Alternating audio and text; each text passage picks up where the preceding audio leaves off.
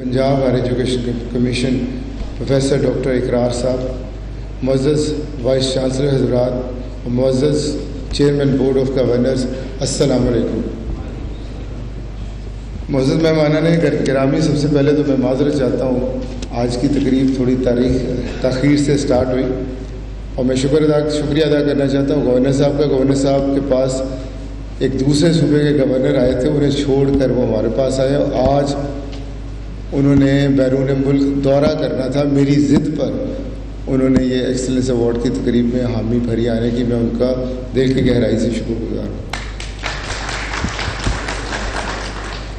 और मैं मुअज़्ज़ज़ मेहमानान गिरामी अर्ज़ करना चाहता हूँ, हमेशा पहला स्टार्ट मेरा इस बात से होता है कि वो कौमें तारीख़ में जानी जाती हैं जो अपने हीरोज़ को याद रखती हैं, वो अपने हीरोज़ को रोल मॉडल बनाती हैं, उन्हें ही लेकर आगे चलती हैं। 14 अगस्त के सिलसिले की तकरीबात के सिलसिले में बहुत ज़्यादा ज़रूरत है कि मैं अपने नौजवानों को, अपनी कौम को, अपने लोगों को ये बताऊं कि हमारे ट्रू हीरोज़ क्या हैं। मेरे नौजवान आज सलमान खान, आमिर खान को अपना हीरो समझते हैं। इस तकरीब के ज़रिए हम उन्हें बताना चाहते हैं कि वो कौन लोग हैं जिन्होंने अपने दिन रात, अपनी जवानी, अपना पैसा, अपनी उम्र, अपनी जनरेशन को बनाने के लिए सर्व कर दी। आज के इस दिन हम अपने उन वाइस चांसलर हजरात की खिदमात का एतराफ़ करते हैं एज ए नेशनल हीरो, जिन्होंने पाकिस्तानी यूनिवर्सिटीज़ को इंटरनेशनल रैंकिंग्स में अपना मुकाम दिलवाया। मुझे, मेरी कौम को, आप सब को इन हीरोज़ पे फ़ख्र है।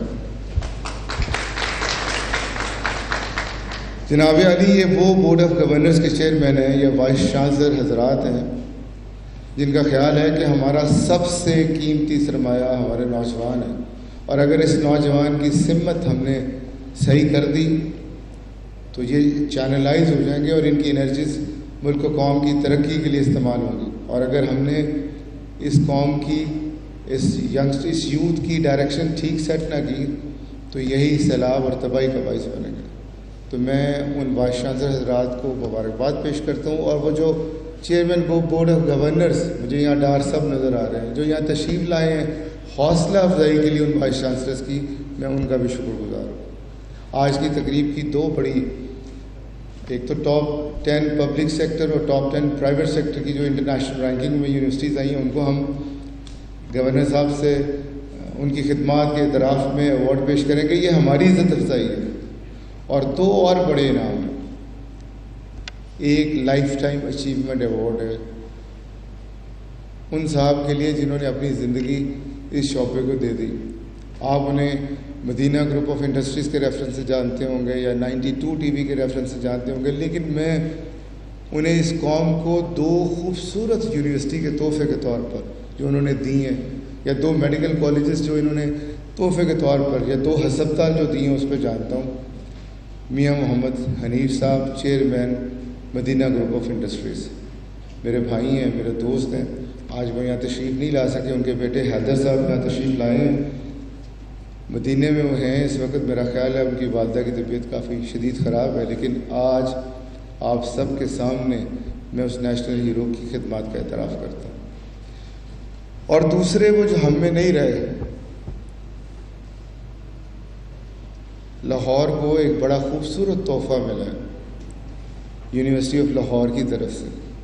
वो यूनिवर्सिटी ऑफ लाहौर जो अपने इनोवेटिव और क्रिएटिव प्रोग्राम्स की वजह से मशहूर है, वो यूनिवर्सिटी ऑफ लाहौर जो लाहौर के 25,000 स्टूडेंट्स को इस वक्त डिफरेंट बैचलर से लेकर PhD प्रोग्रामों में पढ़ा रही है और तालीम के ज़ेवर से मुरव्वर कर रही है, उसके बानी, फाउंडर, वो फाउंडर जिन्होंने एफसब की बुनियाद रखी, वो आज हमें नहीं है, लेकिन उनकी जो तवानाइयाँ हैं, उनकी जो विज़न है, वो आज भी हमारे दिलों में है। राउफ साहब की खिदमत में हम लेगेसी, मरहूम राउफ साहब की खिदमत में हम लेगेसी अवार्ड पेश करेंगे जो उनके बेटे अवैस राउफ साहब वसूल करेंगे।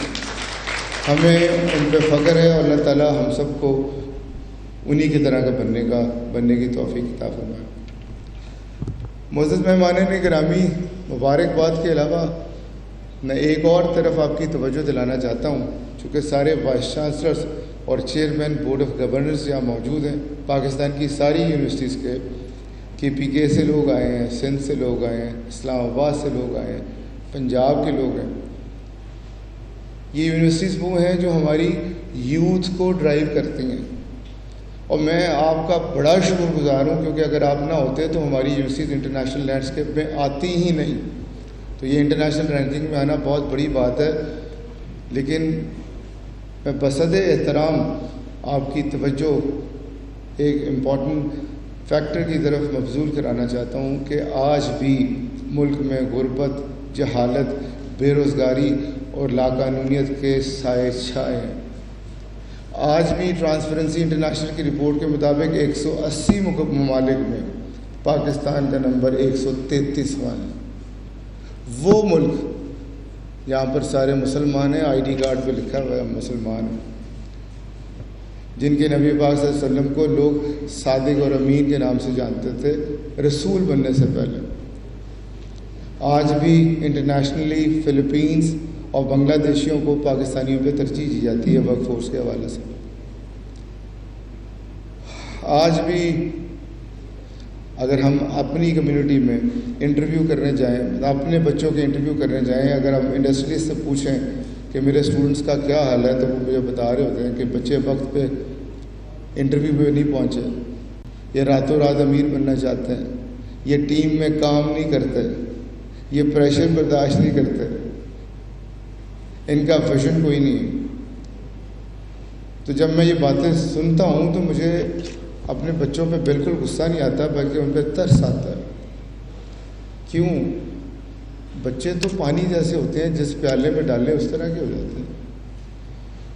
تو آج میں توجہ مبذول آپ کی کروانا چاہتا ہوں کہ اس اے آئی کے دور میں ہم اچھے ڈاکٹر، انجینئر اور اے آئی ایکسپرٹس تو پیدا کر رہے ہیں، لیکن جو یونیورسٹیز کا کام ہے ایک فلرشنگ، پازیٹیو، پروگریسو سوسائٹی تیار کرنا، اس میں کہیں ہم سے بھول چوک ہو رہی ہے.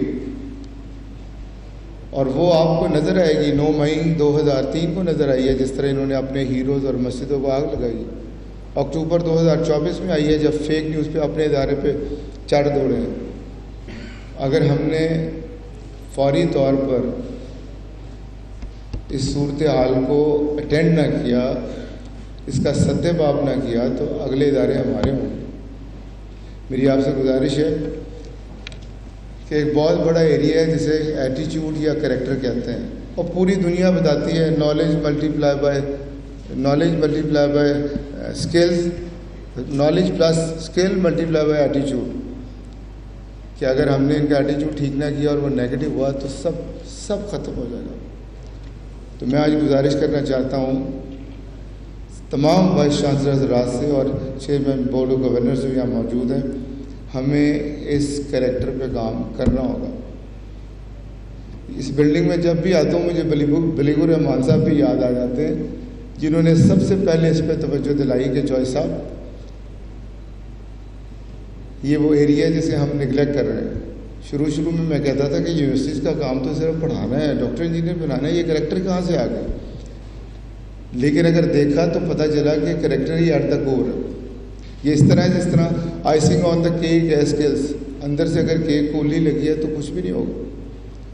تو میں آج درخواست کرنا چاہتا ہوں کہ ہمارے لیے تو بہت بڑے نمونہ ہے نبی پاک صلی اللہ علیہ وسلم کی ذات. ہمیں دیکھنا ہوگا کہ ان کی اصل پریکٹسز کیا تھی. سنتیں، حلوہ کھانے کے علاوہ ان کی اصل سنت تھی اللہ پہ یقین، ان کی اصل سنت تھی آنیسٹی، ان کی اصل سنت تھی رسپانسبلٹی، ان کی اصل سنت تھی ایموشنل انٹیلیجنس، ان کی اصل سنت تھی پیشنس اینڈ گریٹیٹیوڈ، ان کی اصل سنت تھی empathy, compassion, humility, selfless service, courage,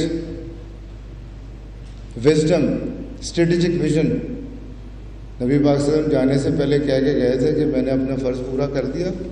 خطبہ حجۃ الوداع پہ 3 دفعہ انہوں نے ہاتھ اٹھوائے تھے، اور ڈیوٹی میری اور آپ کی لگا کے گئے تھے کہ اب تمہارا فرض ہے. دیکھیں ویسٹ نے وہی ویلیوز اڈاپٹ کی ہیں، سچ بولتے ہیں، کلیئرٹی آف ویژن ہے، پیشنس ہے، کریج ہے، جسٹس ہے سوسائٹی میں. تو استاد اب گلا کرتے نا کہ معاشرہ ٹھیک نہیں ہے، وہ ٹھیک نہیں ہے، دراصل ہم ٹھیک نہیں ہیں. تو میں بات کر رہا تھا اسٹوڈنٹس کا یہ بیہیویئر، تو جب ایپسپ نے ریسرچ کروائی تو پتہ چلا کہ وہ وہی بیہیویئر ہے جو استادوں کا ہے. وہ انسپائر نہیں کرتے، وہ لیٹ آتے ہیں، وہ اسیسمنٹ صحیح نہیں کرتے، وہ ایگوئسٹک ہے، ڈانٹ دیتے ہیں. تو جو پرابلم کا سلوشن ہے وہ فیکلٹی کے اندر ہے. پرابلم بھی ان کی ہے، سلوشن بھی ان کا ہے. تو میں گزارش کروں گا کہ ہمیں بچوں کو دیکھنے کی بجائے اپنے ڈینز اور اپنی فیکلٹی کو دیکھنا ہوگا اور انہیں نبی پاک صلی اللہ علیہ وسلم کا راستہ دکھانا ہوگا. صرف اسلامیات کا سلیبس پڑھانے سے، صرف قرآن کو ترجمے سے پڑھانے سے کچھ نہیں ہوگا. پلیز ہمیں دیکھنا ہوگا کہ قرآن پڑھانے والا کون ہے. وہ جو کہتا ہے وہ کر رہا ہے، وہ انٹیگریٹی اس میں ہے، آنیسٹی اس میں ہے، رسپانسبلٹی اس میں ہے. یہ اسی طرح ہے کہ جس طرح ہم فورن فیکلٹی ہائر کر لیتے ہیں، فورن کریکلم لے آتے ہیں، لیکن کیا ہماری جو پرابلمز ہیں ان کا سلوشن فورن فیکلٹی کے پاس ہے؟ یہ جو فورن کریکلم ہے اس میں ہے. ہماری تو انڈیجنس پرابلم ہے، ان کے انڈیجنس سلوشن ہونے چاہیے. ہمیں MIT اور ہارورڈ سے بہتر بننا ہے، امپریس نہیں ہونا. سیکھنا ہے. جو قومیں امپریس رہتی ہیں وہ کبھی آگے نہیں بڑھتی. ان کے ہیروز میرے ولن ہیں، میرے ہیروز ان کے ولن ہیں. ہمارے ہیرو ایک ہیں، وہ نبی پاک صلی اللہ علیہ وآلہ وسلم ہے.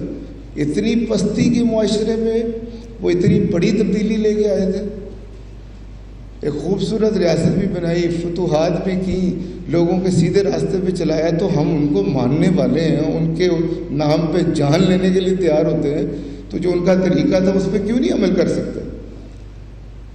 اس لیے اس سلسلے میں اب سب نے بڑی محنت کی ہے. ریسرچر کی ایک ٹیم سائن کی تھی جنہوں نے پروفیٹک لیڈرشپ ماڈل جو ہے وہ الحمدللہ ڈسکور بھی کیا ہے اور عام لوگوں کے آگے لے کے بھی آ رہے ہیں کہ کس طرح ان سائڈ آؤٹ اپروچ سے نبی پاک صلی اللہ علیہ وسلم لے کے آئے تھے چینج.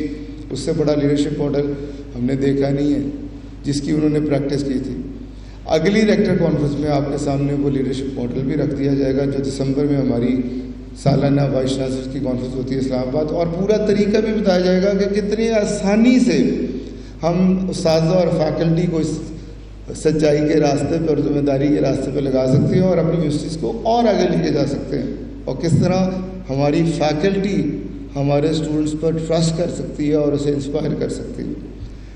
کیونکہ آج جمعہ ہے، آلریڈی ہم لیٹ ہو چکے ہیں، اس لیے میں اجازت چاہوں گا. ایک دفعہ پھر میں بہت زیادہ شکر گزار ہوں چیئرمین PHEC کا، ہمارے ایکس چیئرمین HEC کا، اور خاص طور پہ گورنر صاحب کا جنہوں نے اپنا پروگرام آگے پیچھے کیا. ہماری وجہ سے ہمیشہ شفقت فرماتے ہیں، محبت کرتے ہیں. Thank you very much.